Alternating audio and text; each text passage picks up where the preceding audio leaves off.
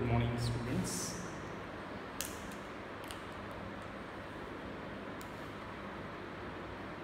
मैंने आपको कुछ वर्ड मीनिंग्स दिए थे और उन वर्ड मीनिंग्स को कहा था कॉपी कर लें, और बाद में मैंने आपको बोला था कि मैं उनको एक्सप्लेन करूँगा।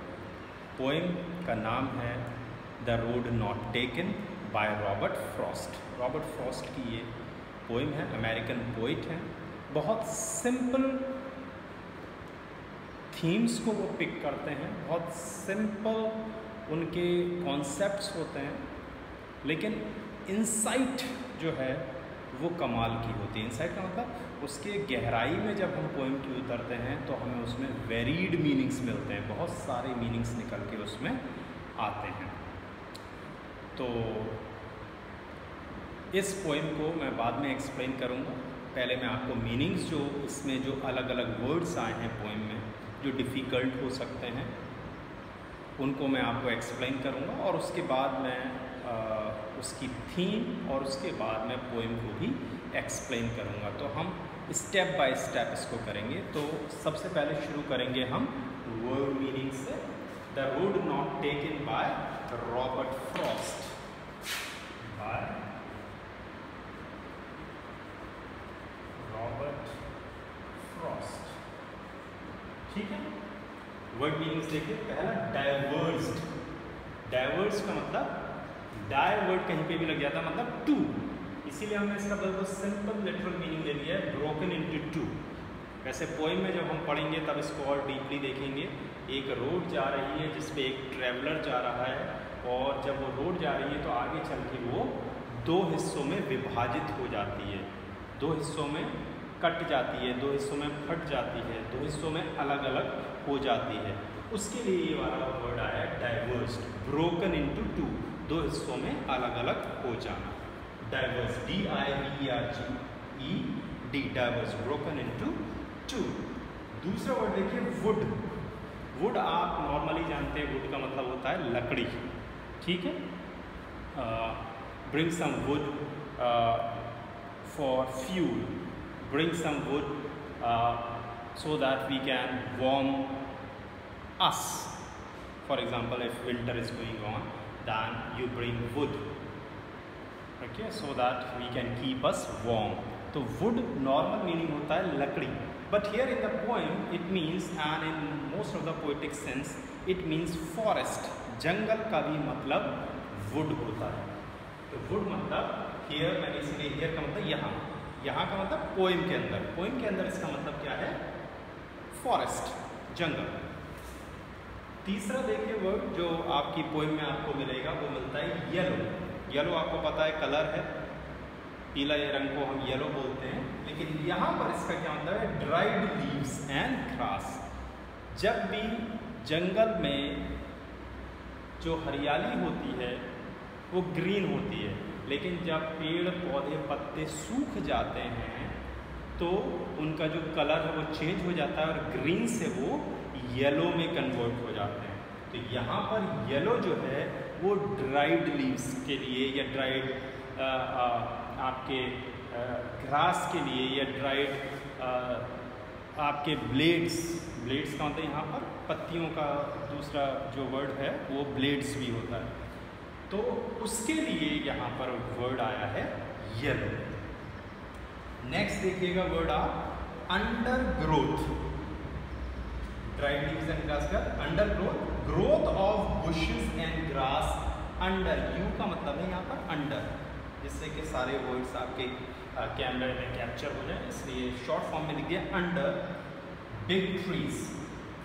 जो बड़े बड़े दरख्त होते हैं, बड़े बड़े पेड़ होते हैं, उनके नीचे घास उगी आती है, उनके नीचे छोटे छोटे पौधे उगाते हैं, उनके नीचे झाड़ियाँ उगाती हैं, उसको इंग्लिश में बोलते हैं under growth, okay, under growth. यहाँ पर भी जब पोइट जाता है तो वो देखता है जंगल, और जंगल में काफ़ी सारी अंडर ग्रोथ भी है, यानी बड़े बड़े पेड़ तो हैं ही हैं, दरख्त हैं ही हैं, बहुत बड़े बड़े ट्रीज तो हैं ही हैं, लेकिन साथ साथ वहाँ पर छोटे छोटे झाड़ियाँ उगाई हैं, छोटे छोटे पौधे उगाए हैं और घास वगैरह उगाई है, उसको बोला जाता है अंडर ग्रोथ। यानी those shrubs, bushes, grass that is growing under a big tree, that is why it is called undergrowth. Next word देखिएगा फेयर। फेयर आपको पता ही है, नॉर्मल मीनिंग काफ़ी सारे एड्स में यूज़ होता है। फेयर जो है कोई भी चीज़ सही हो उसको फेयर कहते हैं, जो जस्टिफाइड हो वो फेयर होती है। रंग के लिए जो है हम लोग जेंडर डिस्क्रिमिनेशन में यूज़ करते हैं, जो गोरा है उसके लिए भी हम फेयर यूज़ करते हैं। यहाँ पर जो मीनिंग है पोएम के अंदर हम उन मीनिंग्स को ज़्यादा फोकस कर रहे हैं। उसका क्या मतलब है, चार्मिंग या अट्रैक्टिव, यानी कि उसको रोड जो दिखाई देती है वो फेयर दिखाई देती है। यहाँ पर फेयर का मतलब ये है काफ़ी अट्रैक्टिव लगती है कि इस राह पर, इस पाथ पर, इस रोड पर मुझे चलना चाहिए। तो उस रोड के लिए आया फेयर, FAIR, फेयर। चार्मिंग और अट्रैक्टिव सेम मीनिंग है, चार्मिंग और अट्रैक्टिव। जो आपको याद करने में ईजी हो आप उसको यूज़ कर सकते हैं। नेक्स्ट जो आपको फ्रेज मिलता है, फ्रेज मतलब एक से ज़्यादा शब्द जो मीनिंग देते हैं उसको हम फ्रेज बोलते हैं। तो अ बेटर क्लेम, उसमें एक फ्रेज आया 2-3 वर्ड्स को मिलाकर।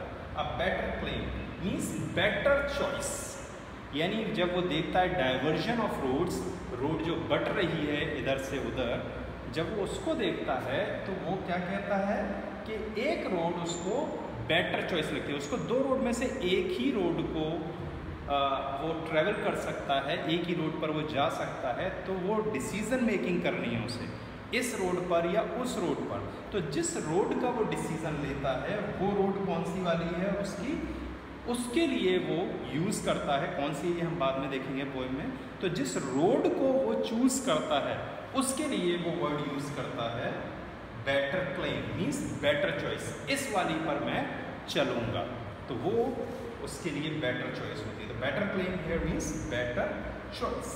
Grassy, grassy means wanting wear and tear. Grassy का मतलब काफ़ी सारी घास उगी हुई है, और घास वहाँ उगती है जहाँ पर लोग या ट्रैफिक नहीं चला हो, तभी वहाँ पर उग जाती है। अगर किसी सड़क पर कितनी भी आप घास लगा दें या किसी लॉन में आप घास लगा दें, लेकिन उसमें अगर ज़रूरत से ज़्यादा चलना फिरना होगा, उसके ऊपर से और चीज़ें आप लेकर जाएंगे, तो वहाँ पर घास जो है सूख जाएगी, उखड़ जाएगी, ख़राब हो जाएगी। तो वो जो पाथ देखता है उनमें से एक पाथ तो था वो उसमें कम घास थी, कम घासी था, और दूसरा वाला ज़्यादा घासी था। इसका मतलब उसके ऊपर लोग कम चले हैं।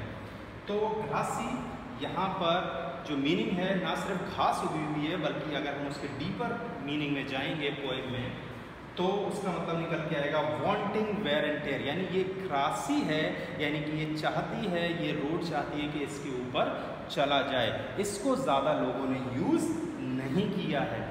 वो अट्रैक्ट करती है पोइट को, ट्रैवलर को, कि हाँ इसमें कुछ ज़्यादा एडवेंचर होगा, इसमें कुछ ज़्यादा थ्रिल होगा। तो वो उस रोड के बारे में बात करता है, tempting to explore and experience, और वो उस रोड को एक्सपीरियंस करना चाहता है। इस पर कोई लगता है नहीं गया, या इस पर कम लोग ही गए होंगे, तो मैं देखूं कि ये रोड मुझे कहाँ लेकर जाती है। और यही इस पोएम का बेसिक थीम भी है, जिसको मैं आपको और बाद में डिटेल में बताऊंगा। थीम भी basically it's about choice, making of choices. Okay, next है wanted wear. Wanted wear, wear का नॉर्मल मीनिंग होता है पहनना, लेकिन यहाँ वेयर का एक और इंग्लिश में जो मीनिंग आता है वो होता है वेयर एंड टेयर, मतलब कोई चीज़ का यूसेज से टूट फूट हो जाना। तो यहाँ पर वांटिंग वेयर का क्या है, एक्सटेंशन ऑफ ग्रासी, यानी एक्सटेंडेड मीनिंग ऑफ ग्रासी। जो रोड है जो पोइट चुनता है उस पर घास ज़्यादा उगी हुई है, तो ऐसा लगता है कि वो उसे अट्रैक्ट कर रही है कि उसके ऊपर चला जाए, और जब लोग उसके ऊपर चलेंगे तो वो घास भी ख़राब हो जाएगी। ऐसा लग रहा है वो घास चाहती है कि लोग उस जगह को, उस पाथ को एक्सप्लोर करें। तो ये इसी का ही एक्सटेंडेड मीनिंग है। ग्रासी है, वांटेड वेयर है, यानी कि घास उगी हुई है और चाहते हैं, वो पाथ चाहता है, वो रोड चाहती है कि लोग उस रोड पर भी चलें। पर्सोनिफाइड कर दिया गया है यहाँ पर कि वो रोड भी चाहती है कि उसको लोग यूज़ करें, उसके ऊपर लोग चलें। ऐसा नहीं कि एक रूटीन को ही लोग फॉलो कर रहे हैं, एक पाथ जिसके ऊपर और लोग जा रहे हैं तो हम भी उसी पे ही चलेंगे, यही ठीक है, यही सेफ है। पोइट हमें यहाँ पर चैलेंज करता है, हमें डेयरिंग देता है, हमें एनकरेज करता है कि हम और भी पाथ्स को एक्सप्लोर करें, और भी रोड्स को एक्सप्लोर करें। नेक्स्ट देखिएगा ट्रॉडन। ट्रॉडन का जो है पास्ट पार्टिसिपल है third form, past participle third form है किसकी? ट्रेड की। ट्रेड का क्या मतलब होता है? बस चलना, to walk on, to step on, किसी पर कदम रखना, किसी पर चलना। तो सिंपली मीनिंग है ट्रॉड का चलना, आगे बढ़ना, कदम रखना। और जो बेसिक है वो आप याद रखें, ट्रीड, ट्रॉड, ट्रॉडन, 3 फॉर्म्स होती हैं। फर्स्ट फॉर्म आपकी tread, trod and then third form trodden, या past participle form trodden. Next word देखिएगा विद अ साय। साय का मतलब होता है releasing breath, this is sigh. अब ये 2 भी हो सकती हैं, साय थोड़ा काम निपट गया, it's a sigh of relief, हाँ भाई मैंने ये अचीव कर लिया, तब भी हम साय करते हैं यानी सांस छोड़ते हैं। और एक जब हम दुखी और परेशान होते हैं, नहीं करना चाहते कुछ, तब भी हम एक सांस को छोड़ते हैं, तब भी हम साय करते हैं। तो यहाँ पर हम पोएम में नहीं दे रखा है, क्लियर नहीं किया गया है whether this is a sigh of relief और whether this is a sigh of pain और frustration. So how do we get the meaning in a poem? We get the meaning in a poem when we go into the context of the poem. Context से हम meaning निकालते हैं कि क्या possible meaning हो सकता है। तो एक इंटरप्रिटेशन जो मैंने लिया है वो है कि पॉजिटिव मीनिंग है उसका, क्योंकि नॉर्मली रॉबर्ट फ्रॉस्ट कुछ ना कुछ अच्छे की तरफ ऑप्टिमिस्टिक पोइट हैं, काफ़ी सारी चीज़ों को डिस्कस ज़रूर करते हैं, लेकिन फाइनल जो उनका ऑब्जर्वेशन रहता था, फाइनल जो उनकी फाइंडिंग्स रहती थी वो रहती थी पॉजिटिव।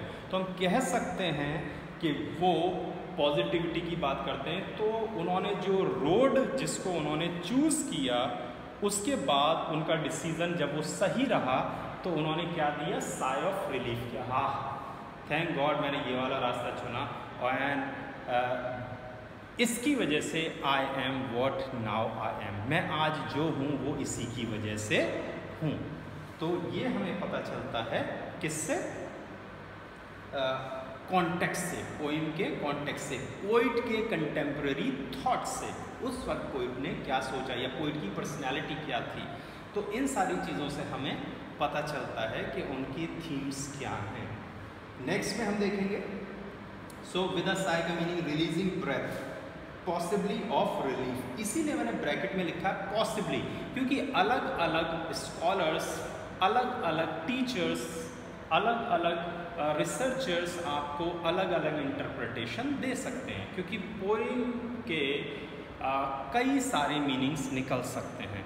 लेकिन जो भी मीनिंग कोई भी स्कॉलर देगा या रिसर्चर देगा या टीचर देगा, वो उसके कॉन्टेक्स्ट से मैच करता हुआ होना चाहिए। तो जब हम पोइम पढ़ेंगे तो जिस एंगल से मैंने पोइम को पढ़ा और समझा है, उस एंगल से मुझे ये पॉजिटिव लगता है, इसलिए मैंने इसको लिखा है possibly a breath of relief. वो संतुष्ट हुए हैं, उन्हें चैन मिला है जो डिसीज़न उन्होंने लिया है।